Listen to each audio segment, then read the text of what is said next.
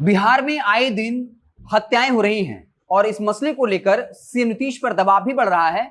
और ये कहा जा रहा है कि नीतीश कुमार जो खुद को शासन बाबू कहते हैं, लेकिन उनके शासनकाल में रोज हत्याएं हो रही हैं और यहां तक कि जेडीयू का खुद बड़ा नेता भी सुरक्षित नहीं है। सीएम नीतीश पर खुद भी हमला हो जाता है। इन तमाम मसलों को लेकर तमाम विपक्षी पार्टियां राजनीति करती हैं, लेकिन जमीनी स्तर पर कोई बड़ा नेता जाता हुआ नहीं दिखता है। लेकिन पप्पू यादव एक ऐसे नेता हैं, जब बिहार की जनता को जब भी उनकी जरूरत होती है, चाहे वो कोरोना हो, बाढ़ हो, सुखाड़ हो, हर वक्त वो जनता के बीच होते हैं, जमीन पर जाकर लोगों की मदद करते हैं। और हालिया दिनों में वो दरभंगा गए थे, जहां पर एक अमेजन के एग्जीक्यूटिव इंजीनियर की हत्या कर दी गई थी। और वहां जब पहुंचे तो उनके 4 बच्चे हैं, जो काफी छोटे छोटे, उनमें 2 बच्चियां हैं। पप्पू यादव ने कहा कि दोनों बच्चियों की पढ़ाई का जिम्मा हमने लिया है। इसके अलावा दोनों बच्ची की शादी के लिए 1-1 लाख रुपया देने का आश्वासन भी दिया है।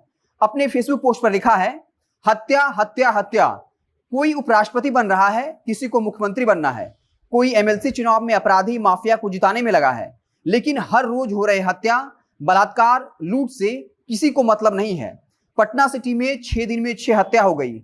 अभी हम बीते दिन दरभंगा आए, जहां बहादुरपुर प्रखंड के ग्राम बलभाद्रपुर नवटोला निवासी जटाशंकर चौधरी की अपराधियों ने हत्या कर दी थी, जो अमेजन में फील्ड एग्जीक्यूटिव थे। शोकाकुल परिजनों से मिले और गहरा दुख व्यक्त किया। जटाशंकर चौधरी की 4 बच्चे हैं और सभी छोटे हैं। अब उनके सिर से पिता का साया उठ गया। ऐसे में हमने उनकी दोनों बच्ची की शादी के लिए 1 लाख मदद करने का भरोसा दिया और दोनों बच्चों को पूरी पढ़ाई जाप पार्टी द्वारा कराई जाएगी। तो पप्पू यादव ने वाकई में दिल जीतने का काम किया है। जहां एक तरफ नीतीश कुमार के द्वारा ऐसे लोगों को कोई मुआवजा नहीं देती है, यहां तक कि जहरीली शराब पीने के बाद जो लोग मरते हैं, जिनके परिवार से जो कमाने वाला होता है वो हमेशा हमेशा के लिए दुनिया छोड़ देता है, लेकिन फिर भी सरकार मुआवजा देने को तैयार नहीं होती। और नीतीश जी कहते हैं कि जो पिएगा वो मरबे करेगा। लेकिन उसी बीच पप्पू यादव जमीनी स्तर पर जाकर के ऐसे लोगों की मदद करते हैं। और इसी दरमियान जब दरभंगा में एक एग्जीक्यूटिव इंजीनियर की हत्या हुई, उसके 4 छोटे छोटे बच्चे हैं, उन बच्चों के सिर से पिता का साया उठ चुका है। ऐसी परिस्थिति में पप्पू यादव ने कहा है कि जो 2 बच्चियां हैं, उनकी पढ़ाई का पूरा खर्च जाप पार्टी उठाएगी।